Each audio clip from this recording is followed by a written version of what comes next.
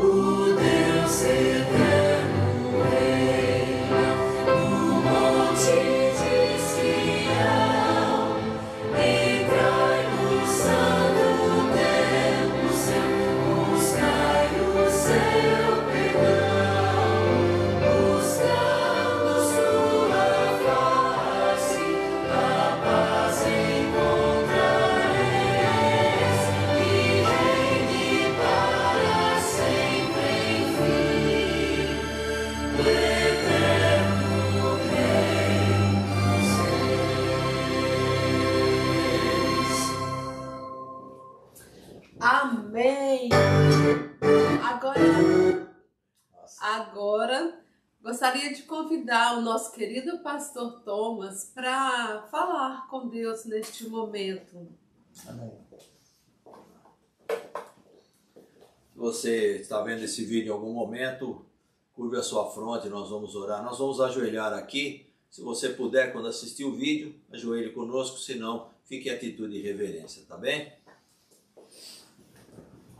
Senhor, nosso Deus e Pai, te agradecemos e louvamos o teu nome pela oportunidade que o Senhor nos dá de estarmos aqui reunidos para louvar o teu nome, bendizer a ti, aprender da tua palavra, aprender mais de ti. Amém. Muito obrigado, Pai, pelas bênçãos e bondades, por esse santo sábado.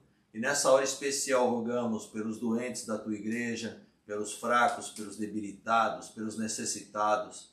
E também que o Senhor dirija e fortaleça não só essas pessoas que carecem de ti nessa hora, mas também as suas famílias. Amém. Cuida também do teu povo em todo o mundo, aonde for onde estiver sendo invocado o teu santo nome nessa hora, que teu Espírito seja misericordioso e acompanhe, guie e fortaleça cada um.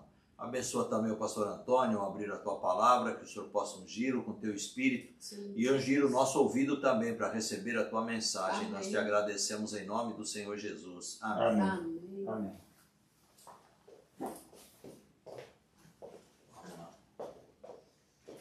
Só paz.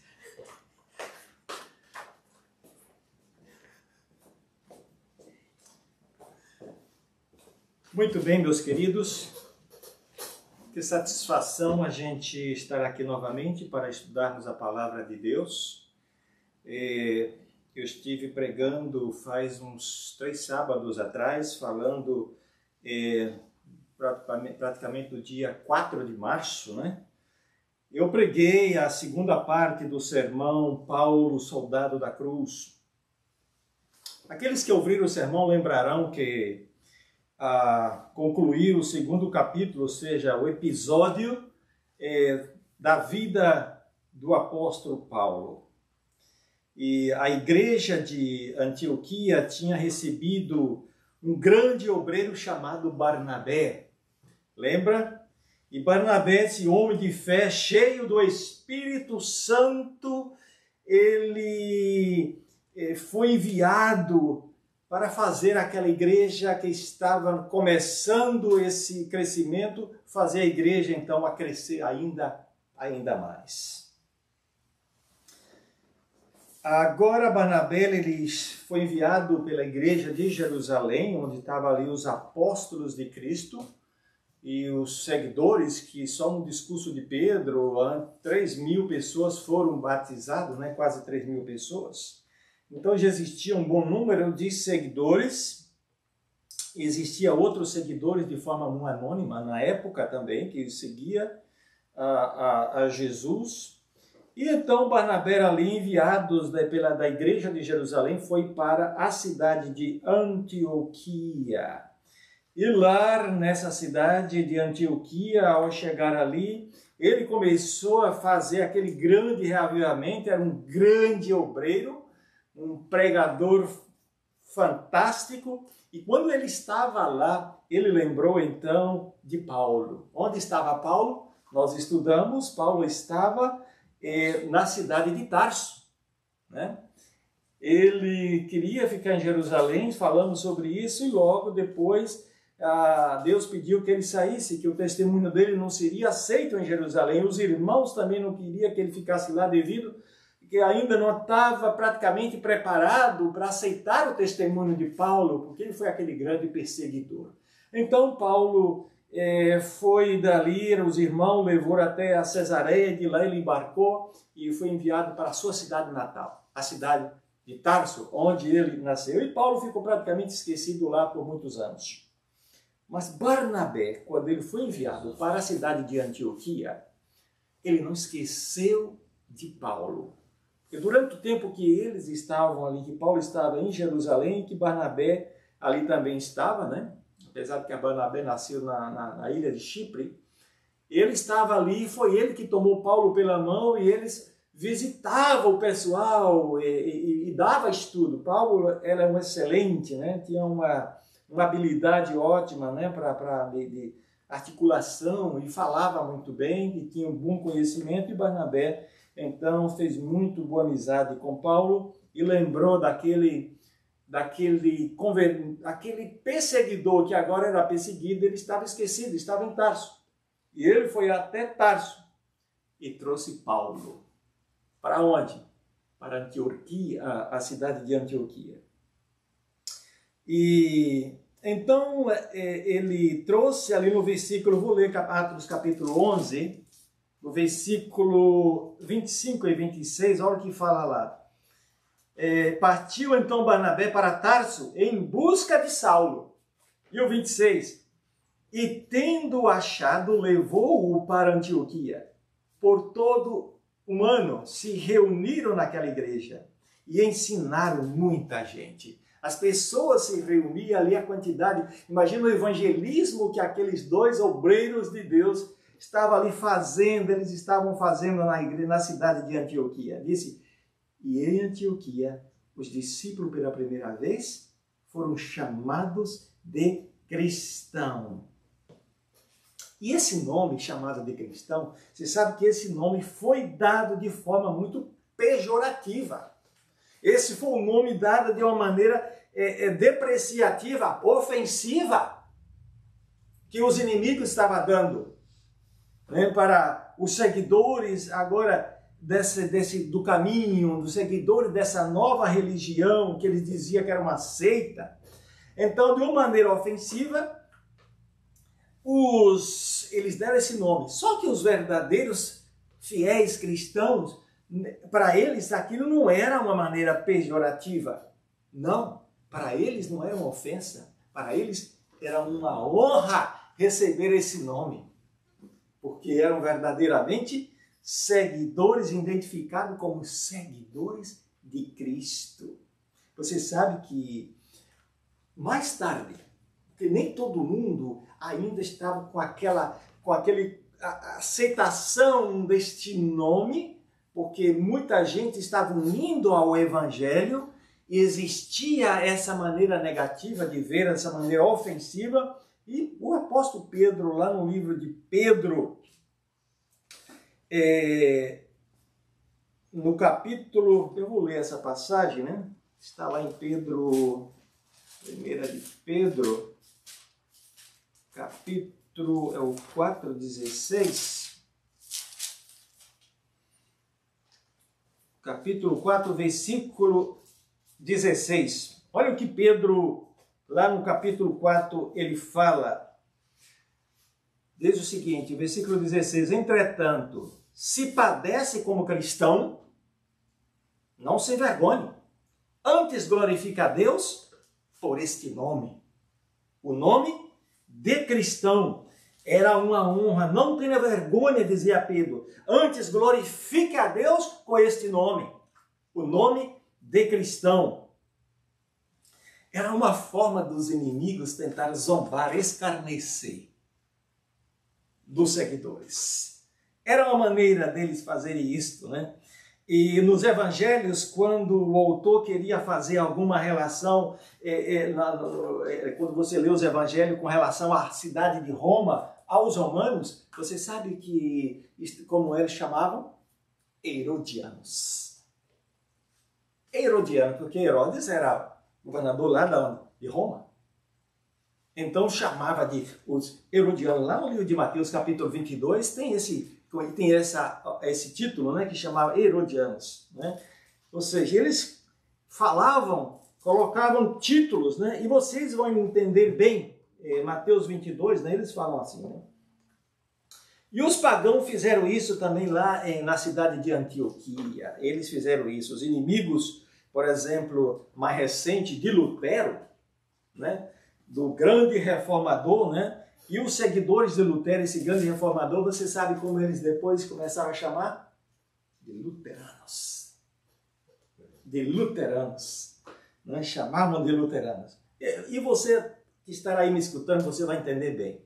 No Brasil, recentemente, muitos inimigos, né, para tentar depreciar aqueles que apoiavam um candidato chamado Bolsonaro, como chamavam? Bolsonaristas. Não vou falar de política, mas para você ver, era uma maneira depreciativa, né, de Bolsonaro. Então, essa era a maneira que os inimigos tentam, até hoje assim são. Então, nessa época, assim, na cidade, e era interessante, era necessário até inclusive mudar, porque antes, sabe como chamava aqueles pequenos seguidores? Chamava os nazarenos. Outros chamavam, sabe de como? Os galileus, né? Esses galileus que não sabem falar, os galileus que era maneira depreciativa. Mas com o crescimento do evangelho, o evangelho estava agora tomando proporção, muitos gentios estavam agora entrando na igreja. Não somente eram os galileus, não somente era apenas aqueles que ele chamava de Nazareno, agora não somente estavam os judeus convertendo, existiam gentios que estavam de fora, era muita gente agora, conversos que estava servindo ao Senhor Jesus. E então parece que o nome de Galileus, o nome de Nazarenos não era mais importante. Portanto, era os cristãos. Os cristãos, que era muita gente. Então era realmente mais interessante até essa mudança desse título, desse nome, né? Então a igreja de Antioquia, ela cresceu, né? Que em alguns aspectos ela até mesmo estava ultrapassando a igreja de Jerusalém em crescimento. E essa igreja, ela se transformou como se fosse o berço, então, ali de apoio aos cristãos, né, para as missões cristãs que deveria, ao sonho do Senhor Jesus Cristo, que o Evangelho fosse anunciado no mundo inteiro. Que a mensagem do Evangelho fosse propagada pelo mundo inteiro. Esse era o sonho do Senhor Jesus, enquanto ele esteve aqui na terra, né? Até os confins da terra, né? Em Jerusalém, em Samaria, em todo o mundo. Era o sonho de Jesus. E agora o Evangelho estava tomando essa proporção, né? E a cidade de Antioquia, essa cidade estava sendo o berço das missões cristãs. E a partir dessa cidade, com o apoio inicial dos cristãos locais, né? Paulo e Barnabé, eles serviram ali, eles saíram, eles oraram, eles jejuaram, eles impuseram as mãos e agora despediram aqueles cristãos. E eles saíram para realizar essas viagens missionárias, para pregar o Evangelho. E por causa do compromisso que os cristãos de Antioquia eles fizeram. Foi um compromisso fantástico e aquela alegria, aquela satisfação de anunciar, de pregar o Evangelho, mesmo sendo perseguido, mas tinha isso no coração. Era uma luz tão poderosa que ninguém podia apagar, que ninguém podia fazer que fosse uma luz invisível. Não, eles agora saíram para fazer isso, né? Espalhar essa verdade a toda a nação, como diz no livro de Apocalipse, né? Capítulo 14, versículo 6, que a mensagem que tinha que ser anunciada diz que a toda a nação, né? Tribo, língua e povo. É isso que fala lá em Apocalipse. E aí está essa igreja. E a igreja precisa apoiar. Quando um ministério, uma igreja quer começar um ministério em outro local, precisa ter o apoio da igreja mãe, né? Da igreja talvez principal, daquela igreja por detrás, apoiando em todo sentido para que o ministério cresça. É importante. E a igreja de Antioquia foi esse berço que fez com que o Evangelho começasse a crescer por todos os lados. E a gente vê no capítulo 13, né, do livro onde nós começamos, no livro de Atos, no capítulo 13 eu estive estudando sobre um pouco a parte do capítulo 13, não estudei todo o capítulo 13, aproximadamente isso foi há uns 5 sábados atrás, lá pelo dia 18 do mês passado, nós estudamos parte do capítulo 13, porque no capítulo 13 ele registra ali esse preparo da igreja, praticamente registrado na Bíblia o primeiro sermão do apóstolo Paulo. Eu creio que o apóstolo Paulo pregou outros sermões, só que o doutor Lucas, que foi o autor do livro de Atos, ele registra os esforços missionários e registra como se fosse a primeira viagem missionária de Paulo com Barnabé, e ainda tinha também um auxiliar chamado João Marcos, né, que era o sobrinho, segundo o livro do próprio Paulo, lá no livro de Colossenses, fala que ele era, Colossenses 4:10, que ele era sobrinho de Barnabé, né? João Marcos. E graças a Deus que nós temos era um jovem, João Marcos, porque o primeiro evangelho a ser escrito, sabe quem escreveu? Marcos. O livro de Marcos foi o primeiro evangelho a ser escrito. E este é um jovem também valoroso, né? Estava aprendendo ali com Paulo e com com o seu tio, né? Barnabé. Então a gente vê, eu vou ler repetindo 13, o versículo 2 e 3, que fala o seguinte, olha, servindo eles ao Senhor e jejuando, disse o Espírito Santo. Eu acho interessante a forma como o Dr. Lucas quis colocar bem claro. Agora o Dr. Lucas está mostrando que essa era uma obra de Deus, que Deus é que estava atuando, era por intermédio de Deus que a igreja estava trabalhando para poder fazer com que a missão, o evangelho, espalhasse por todos os lados. Porque Lucas registra bem claro, olha, que ele estava orando e jejuando, disse o Espírito Santo, ele disse, apartai-me Barnabé e a Saulo, que estava já 1 ano ali pregando naquela igreja, Barnabé e a Saulo, para a obra a que os tenho chamado. Então, depois de jejuarem e orarem, puseram sobre ele as mãos e os despediram. Os dois, esses são os dois. Antes disso, versículo 4, estes enviados pelo Espírito Santo desceram a Seleucia e dali navegaram para Chipre. Interessante. Depois de despedir, desceram para Seleucia e dali pegaram o barco, o navio e navegaram para Chipre, uma ilha que fica no parte nordeste do mar Mediterrâneo, né? E Chipre era um lugar, uma ilha, né? Que interessante, seria bem natural começar a ler, porque Barnabé, ele era de lá. Barnabé tinha nascido ali, ele era de lá, ele conhecia muito bem, né? E também ali estava o sobrinho, né? E a gente começa logo a ver o resultado com a conversão do governador, um governador romano, governador local da cidade de Parfos, que era a capital de Chipre, né? A cidade da Seleucia ficava no extremo, o Parfo ficava no outro extremo. E eles chegaram primeiro ali na região da Seleucia, né? E ali eles foram anunciando o evangelho até chegar em Pafos. Ao chegar em Pafos, ali está bem claro no versículo 12, olha o que fala. Então o procônsul, vendo o que havia acontecido, creu, maravilhado da doutrina do Senhor. Vocês percebem aqui, o procônsul era uma espécie de governador romano, local de Parfos, né, que era a capital de Chipre. Então, esse governador, ele estava tão interessado que ele queria escutar mais.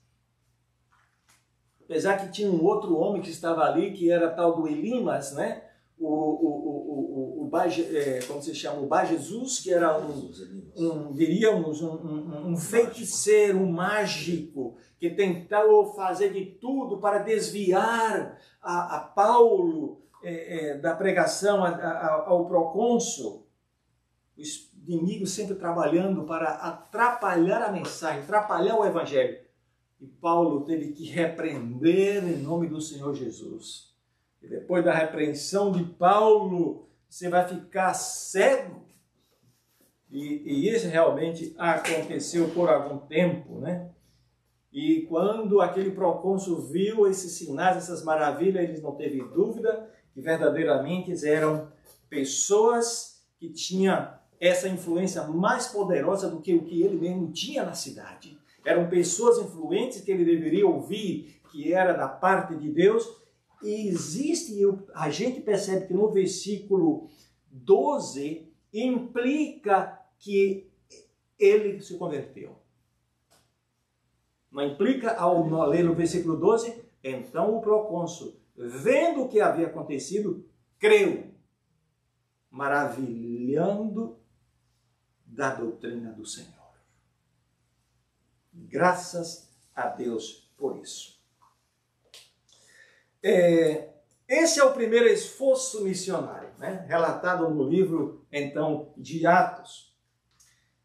Queridos, quando nós nos colocamos de maneira voluntária nas mãos de Deus e e colocamos nessa posição, então Deus nos usa, Deus usa essas pessoas e Deus, por nosso intermédio, quando nós nos colocamos de maneira voluntária, eles nos usa para levar a mensagem, para pregar o Evangelho, para anunciar o Evangelho. O inimigo faz coisas, envia pessoas para tentar atrapalhar, até mesmo atrapalhar de forma, até hoje, a tecnologia. Nós tivemos um problema hoje aqui com a tecnologia, mas estamos aqui anunciando, pregando e não paramos de anunciar o Evangelho, porque acreditamos na mensagem. Hoje muita gente sente mais confortável ficar na sua casa, escutando a mensagem da sua casa através do aparelho, do celular, mas a palavra de Deus chega no seu coração. E a nossa oração é que o Espírito Santo possa dirigir a sua vida, possa dirigir a sua família, não importa a sua profissão, quem você seja. Todos nós precisamos de Jesus na nossa vida. Entregue o teu coração ao Senhor Jesus. Essa é a melhor coisa que decisão que a gente nessa vida, a gente possa fazer. É entregar a vida a Jesus.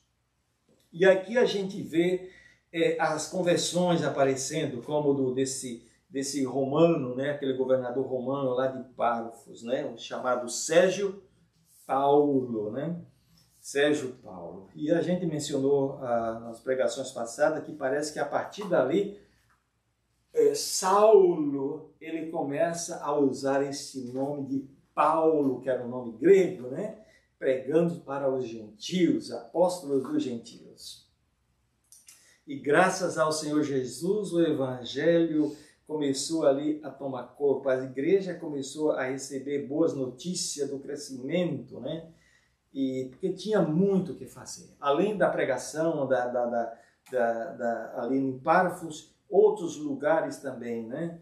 E o Evangelho começou a crescer, né? E eles começaram ali naquela região, depois de Salamina, pregando ali, diz que na sinagoga no sábado, eu falei isso há um tempo atrás, na cidade de Salamina, diz que eles começaram a pregar ali no sábado na sinagoga. Paulo, ele gostava, sabia como funcionava os cultos na igreja, nas sinagogas. Eles tinham aquela liturgia, né, que tinha chamado Paraxá, que era a leitura, o Paraxá era a leitura da lei, né, do livro de Moisés, dos primeiros 5 livros do Antigo Testamento, o livro de Êxodo, o livro de Gênesis, Êxodo, Levítico, Números, né, e Deuteronômio. E depois tinha também a leitura dos profetas, né, que era o Hataraf, a leitura dos profetas, é uma palavra hebraica, né? E eles faziam a leitura. Depois disso, que fazia a leitura na sinagoga, eles davam oportunidade para a pessoa, quem tivesse alguma mensagem de importância, falar. E Paulo, visitando a sinagoga, ele sempre fazia isso, ele começou a pregar, a falar de Jesus. Está aí no capítulo 13, registrado, né? O discurso de Paulo, né? Aí, e começou a anunciar, a falar de Jesus, a falar, a introduzir o Evangelho. E aí a gente vê os primeiros sermão de Paulo. O primeiro sermão dele. O capítulo 13 e o capítulo 14 é um capítulo que fala, que são os 2 capítulos que engloba essa primeira viagem missionária de Paulo. A primeira viagem missionária. Só que parece, a lição fala, a palavra de Deus fala que chama Barnabé e Saulo. Barnabé parece que era o líder, não era Paulo, era Barnabé. Era o líder. Mas na frente, né, ali depois de Barnabé, dessa viagem que eles saíram de lá, de Pafos, e foi para a cidade de Pergue. Né, navegaram para Pergue, na Panfilha, né? Pergue seria hoje a moderna Turquia, está na moderna Turquia. Então, ali, aquele grupo, então, se dividiu. Por quê? João Marcos, de lá da cidade de Pafos, ele regressou. Voltou para casa, voltou para o colo da mamãe, né? Voltou para Jerusalém. E continuou, então, Paulo e Barnabé. Até então, Barnabé parece que era o líder. Paulo ainda estava aprendendo com Barnabé. Ele era um grande obreiro, Barnabé. Mas dali para frente, agora a gente vê Paulo, né? Paulo começando a aparecer, e Paulo agora diz que vai para a Panfilha. Paulo era muito preparado, ele falava vários idiomas, né? Assim como o hebraico, falava o latim, falava o aramaico, falava grego, e acredito eu que Paulo falava inclusive espanhol, porque o sonho dele era ir pregar aonde? Na Espanha. Era o sonho dele. Né? Pregar na Espanha. Ele devia falar vários outros, muito preparado. Então ali, na cidade de Pergue da Panfilha, eles começaram a anunciar o Evangelho. No capítulo 13 de Atos, né? Fala sobre isto, né? E a comunidade, né, começou a crescer por todos os lados, o Evangelho começou a crescer, né? E aí está o primeiro sermão, registrado por Dr. Lucas, né? Que ele tenha pregado, que eu acho que ele também pregou outros sermões, que o Lucas não está registrado, mas que ele esteve pregando em outros lugares. E esse sermão foi feito na sinagoga. Foi feito nessa sinagoga, né? O livro de Atos 13:42, eu quero ler. Eu vou ler toda essa parte, porque eu já cobri parte dessa leitura do capítulo 13, no sermão que eu preguei pelo dia 18 de fevereiro. E no sermão, eu vou ler o versículo 42, que eu não mencionei todo o capítulo. O versículo 42 começa a falar assim: quando Paulo e Barnabé ia saindo da sinagoga, o povo rogou que no sábado seguinte lhes dissessem as mesmas coisas. E continuando, ele disse: e despedida a sinagoga, muitos dos judeus e dos prosélitos devotos seguiram a Paulo e Barnabé, os quais, falando-lhes, exortavam-nos a que permanecessem na graça de Deus.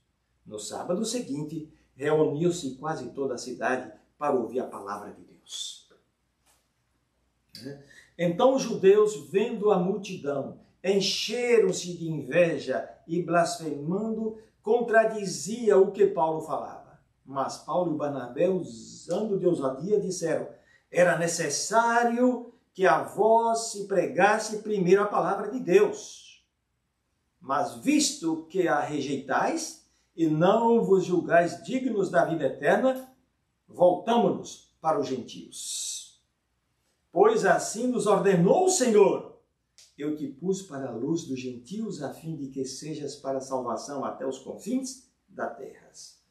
Os gentios, ouvindo isto, alegraram-se e glorificaram a palavra do Senhor. E creram todos os que haviam sido destinados para a vida eterna. E o versículo 49 ele fala: e a palavra do Senhor se divulgava por toda aquela região.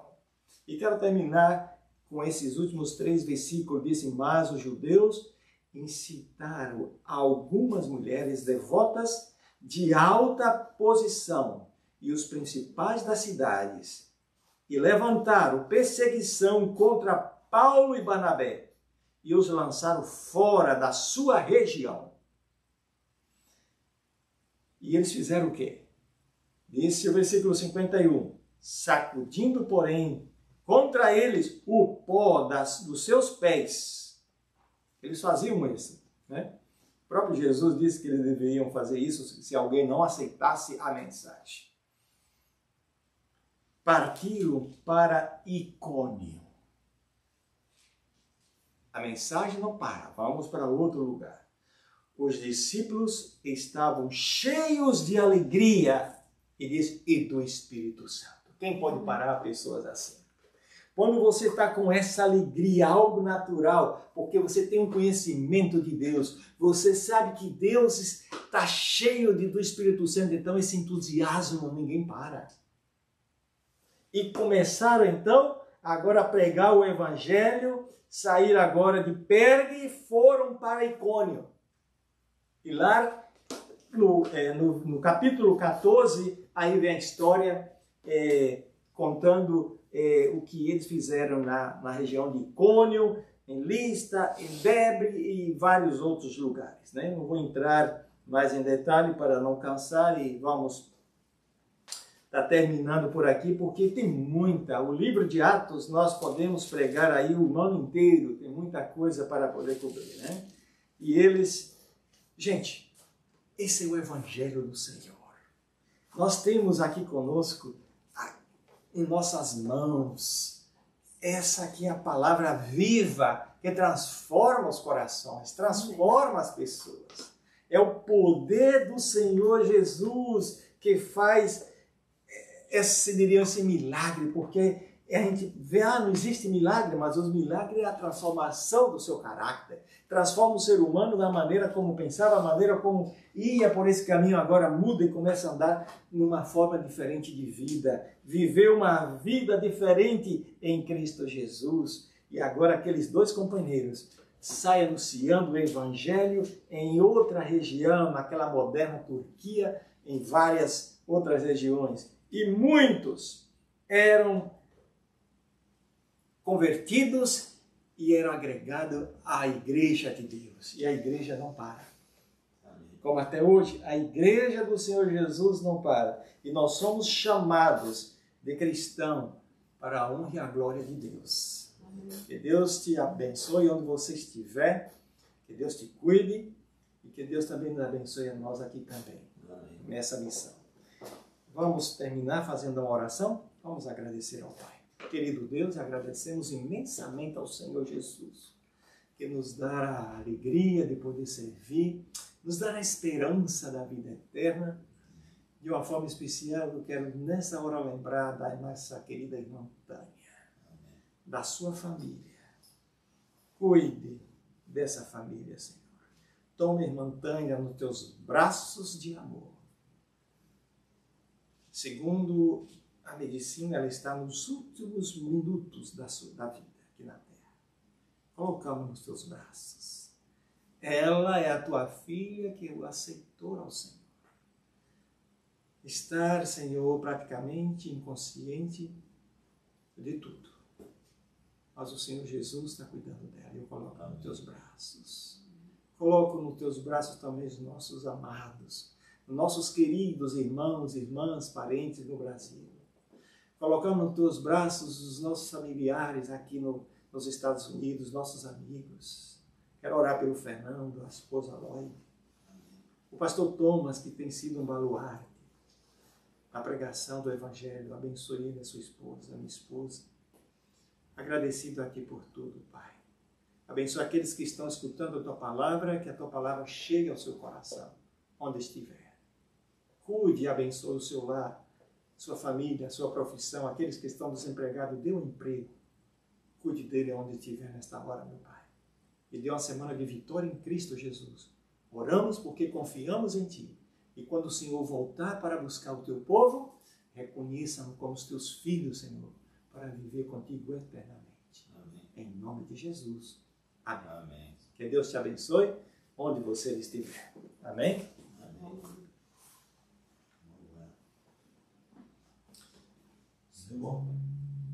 Ó, ficou ao vivo o tempo todo, só que não tinha som. Agora saiu. Mas ainda tá. Mas aqui tá grava. Transmitindo, ó. Não, o som não está passando. É o Não, pois é. Ah, tá ao vivo, não está transmitindo. Estava ao vivo o tempo todo. Aí eu botei uma outra coisa aqui. É o som, Você problema? tá aí na frente, ó. É. Aqui, ó. Tá indo ainda. Já tá transmitindo.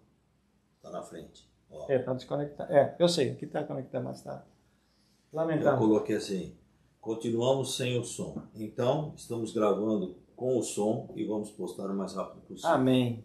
Amém. Isso, ficou bom, pastor. Qualquer um que entrou ali sabe que vai ter.